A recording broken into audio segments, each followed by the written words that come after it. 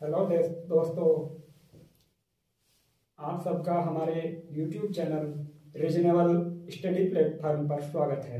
आज हम हिंदी के एक बहुत ही महत्वपूर्ण टॉपिक क्रिया के बारे में बात करेंगे।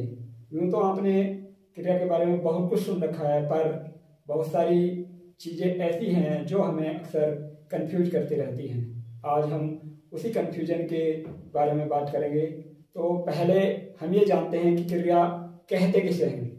आपके सामने यहाँ कुछ वाक्य लिखे हुए हैं। मोहन पुस्तक पढ़ता है, नीता खाना खाती है और वर्षा हो रही है।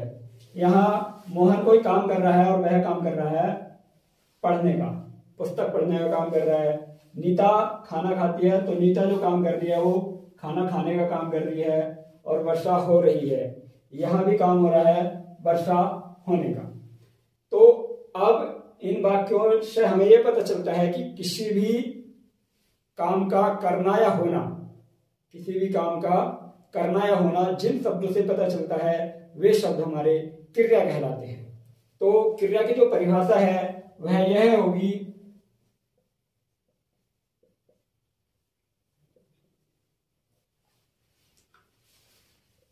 जिस शब्द या शब्द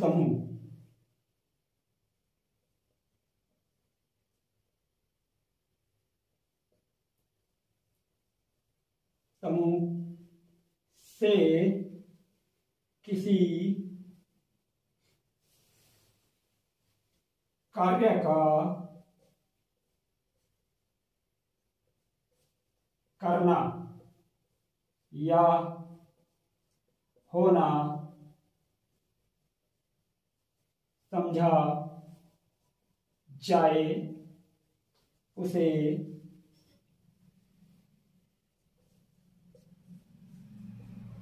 क्रिया कहते हैं।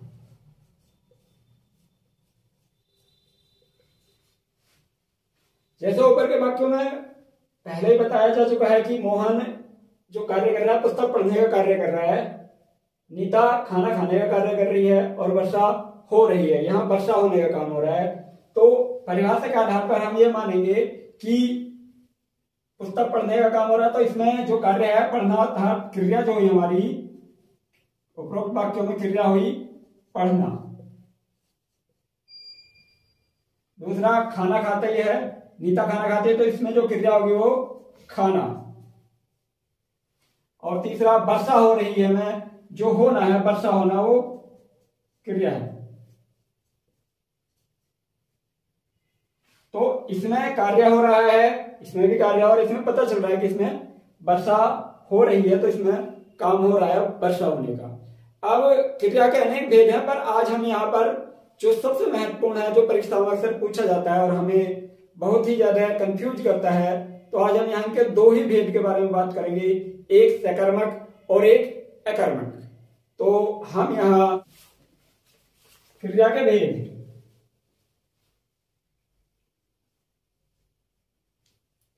कर्म के आधार पर क्रिया दो प्रकार की होती है। कर्म के आधार पर क्रिया दो प्रकार।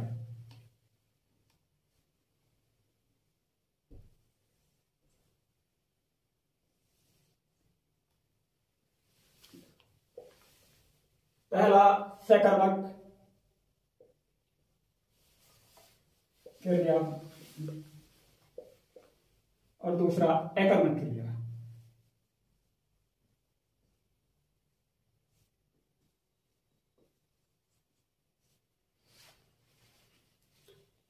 सकर्मक क्रिया कौन सी होती है? पहला तो हम इसका जो संधि विच्छेद वो करते हैं, स प्लस कर्म। स का अर्थ होता है सहित और कर्म का मतलब कर्म। तो ऐसी क्रियाएं जिनके साथ कर्म दिया हो। अकर्मक अ प्लस कर्म, अ का मतलब होता नहीं और कर्म। अकर्मक क्रियाएं वे होती हैं जिनके साथ कर्म नहीं होता है। तो अब हम यहाँ सकर्मक क्रियाओं के बारे में जानेंगे।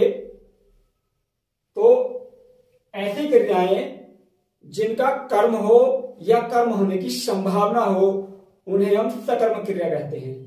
यानी कि ऐसी सकर्मक क्रियाएं वे क्रियाएं होती हैं जिनमें या तो कर्म हो और कर्म ना भी दिया हो तो उसकी संभावना होनी चाहिए। जैसे खाना, पढ़ना,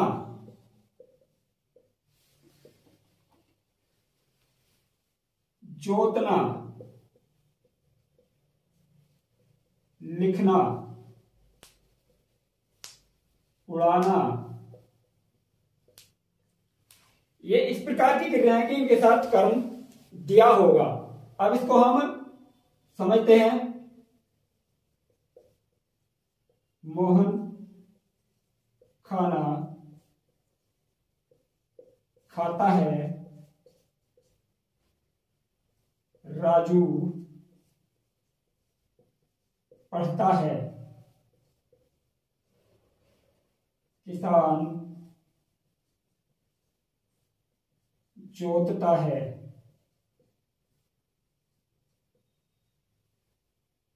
बच्चा स्कूल को जाता है। अब ये वाक्य हमारे सामने लिखे हुए हैं और इनमें हम देखते हैं कौन सी सकर्मक है और कौन सी अकर्मक है। तो अभी परिभाषा हुई थी कि ऐसी क्रियाएं जिनके साथ कर्म हो या कर्म होने की संभावना हो वह सकर्मक क्रियाएं कहलाती है। जैसे मोहन खाना खाता है, तो खाना खाने की जो क्रिया है वह खाना भोजन जो है भोजन के साथ ही संपन्न होगी, वरना वह क्रिया संपन्न नहीं हो सकती। दूसरा है राजू पढ़ता है।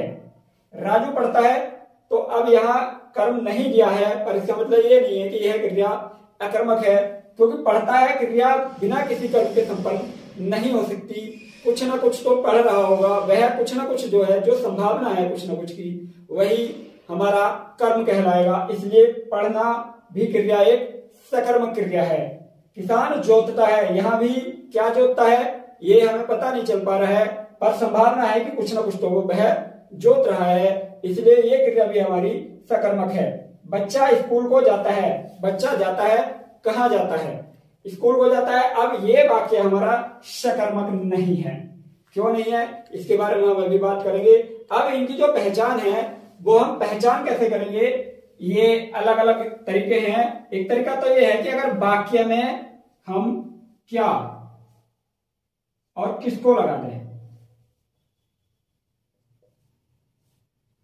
अगर वाक्य में क्या और किसको लगा दें तो हमें जो अगर उत्तर मिल जाता है तो वह सकर्मक क्रिया होगी, अगर उत्तर नहीं मिलता है तो वो अकर्मक क्रिया होगी। कैसे है, इन वाक्यों में हम क्या और किसको लगा के देखते हैं। जैसे मोहन क्या खाता है, क्रिया से पहले लगाएंगे क्या और किसको। मोहन क्या खाता है तो उत्तर निकल कर रहा है खाना खाता है। मोहन किसको खाता है तो उत्तर निकल कर रहा है खाने को खाता है, तो इसलिए हमारी सकर्मक क्रिया है। अब राजू पढ़ता है तो इस वाले वाक्य में लगा दे राजू क्या पढ़ता है, तो क्या पढ़ता है कुछ तो जवाब आएगा, चाहे वो पत्र पढ़ रहा हो या निबंध पढ़ रहा हो, उपन्यास पढ़ रहा हो, कुछ तो पढ़ रहा होगा। और राजू किसको पढ़ता है तो इसमें भी यही कुछ ना कुछ उत्तर की संभावना निकल के आएगी कि वह उपन्यास पढ़ रहा होगा या पत्र पढ़ रहा होगा। अगले में किसान क्या जोतता है तो उत्तर निकल करके वह खेत जोत रहा होगा।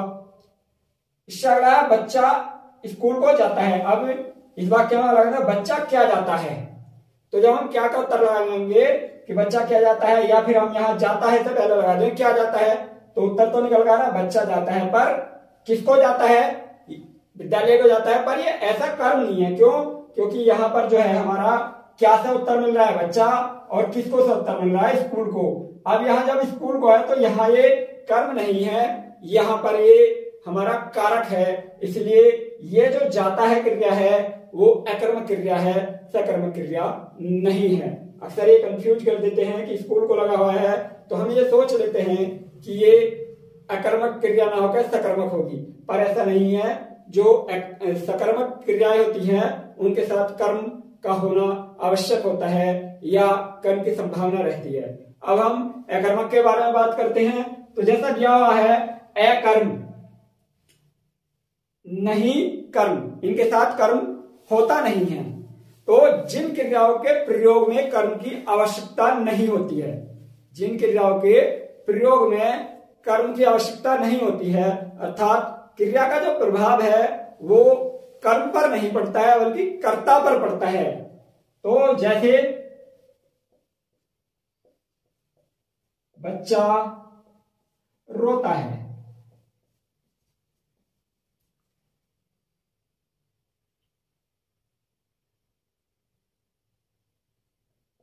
मोहन दौड़ता है। अब यहां जो क्रियाएं हैं, जैसे बच्चा रोता है, तो अगर हम इस वाक्य में भी क्या और किसको लगाएंगे, क्या और किसको लगाएंगे, जैसे हमने इधर इसमें लगाया था, तो बच्चा क्या रोता है, तो हमें कोई उत्तर नहीं मिल पाएगा। क्या रोता है, कोई जवाब ही नहीं मिल पा रहा है। किसको रोता है, ये भी कोई जवाब नहीं मिल पा रहा है। मोहन दौड़ता है, मोहन क्या दौड़ता है, अगर हम क्या लगाएंगे तो कोई उत्तर नहीं मिलेगा। मोहन किसको दौड़ता है, उत्तर लगा, अगर हम उत्तर निकालने की कोशिश करें तो उत्तर नहीं निकलेगा। तो इसलिए ये जो क्रिया है हमारी, रोना, दौड़ना और उड़ना, फड़फड़ाना, खड़ा होना, बरसना, भोंकना, उतरना, तो ये जो क्रियाएं हमारी ये अकर्मक क्रियाएं होती हैं। जैसे हंसना है और सोना है, ये क्रियाएं हमारी अकर्मक क्रियाएं होंगी। अब जितनी भी प्राकृतिक घटनाएं होती हैं तो वो सारी प्राकृतिक घटनाएं अकर्मक क्रियाएं होती हैं। जैसे हवा चलती है, तारे चमकते हैं, वृक्ष से डाली टूटती है और बूंद बूंद से घड़ा भरता है। ये क्रियाएं जो है हमारी अकर्मक क्रियाएं होती हैं, सकर्मक नहीं होते हैं। कुछ अकर्मक क्रियाएं ऐसी हैं जिनमें हम आना या वाना लगा दें तो वह सकर्मक क्रियाएं हो जाती हैं। जैसे कूदना में कुदाना लगा देंगे, अगर आना प्रत्यय लगा दें हम तो ये कुदाना, और कुदाना क्रिया हम जो है किसी और को ही करा सकते हैं, इसका प्रभाव कर्ता पर नहीं किसी और पर पड़ेगा। इसलिए जैसे उड़ाना है, उड़ना जो हमारी अकर्मक क्रिया और उड़ाना करेंगे तो वह सकर्मक क्रिया होगी। तो अब हम बात करते हैं द्विविध या उभयविध क्रियाएं क्या होती हैं। ये ऐसी क्रियाएं होती हैं, ऐसी क्रियाएं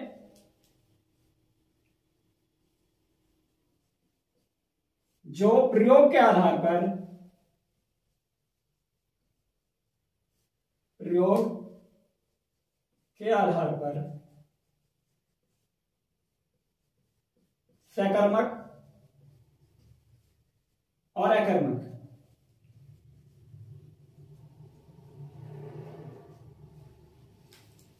दोनों होती है।